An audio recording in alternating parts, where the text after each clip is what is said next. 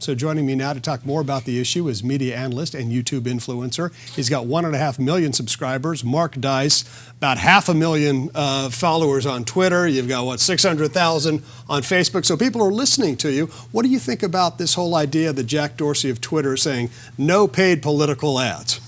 You know, this stems because Mark Zuckerberg's under increasing pressure because he said he's not going to police or scrutinize certain ads that may or may not be false, because it's a can of worms for a company to decide what ad is true, what ad is false.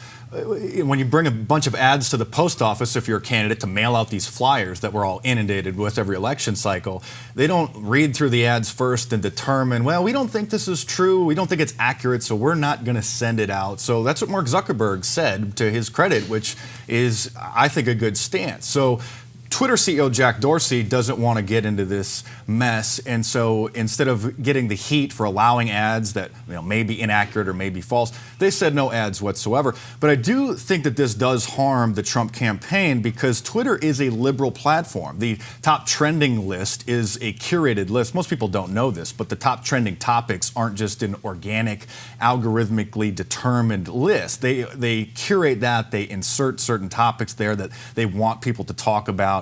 So Twitter is a liberal platform. It's controlled by liberals, by Democrats. So if the Trump campaign is not allowed to use ads in this, what has become a new public square in the 21st century, you are leaving the majority of the control to the opposing political ideology. There seems to be different rules and different laws, whether it's regular television, cable television, newspapers, magazines, and now social media. Is it a platform or is it a publication? How do you square it all? And how is there a balance between just letting anybody say anything anywhere and trying to make sure that at least it's somewhat truthful? Well, this is one of the topics, the hottest topic of the election cycle is social media censorship. And these companies are the ultimate middlemen in our communications. And so they are deciding what we can say or how it reaches people. If people follow your account, they're the ones that are in the middle and distributing the posts and deciding to suppress it. So your phone company doesn't listen to your phone calls and determine what you're saying is or isn't true or offensive and decide that you can't say it or you can't use their service. Sure. And so we're seeing a lot of liberal bias in all of the major social media companies, suppressing conservatives, suspending certain accounts, deleting tweets, deleting videos, deleting entire people's body of work because they've said something or posted a video that's supposedly offensive or violates the Orwellian subjective terms of service. Aaron Sorkin, who wrote Social Network, he said in a New York Times op-ed piece,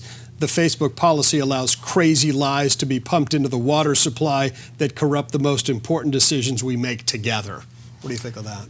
Political ads have been a part of the political process since the beginning of this country. And so these social media services are the new public square. They are the new newspapers. They're the new magazines. They're the new television stations. And so most television stations and other media outlets have never policed ads unless they are extremely across the line of decency.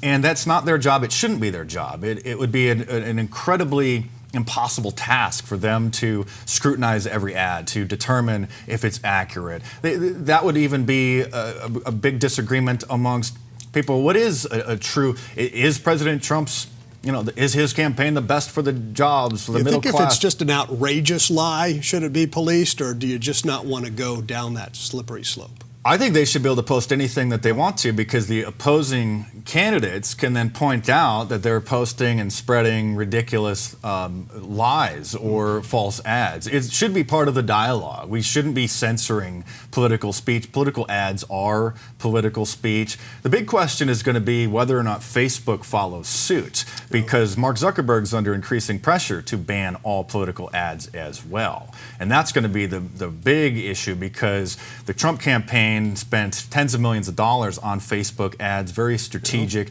Facebook knows where you are, what you like, your tastes, and people can be targeted. Mark Dice, appreciate the perspective. Thanks for coming on the program.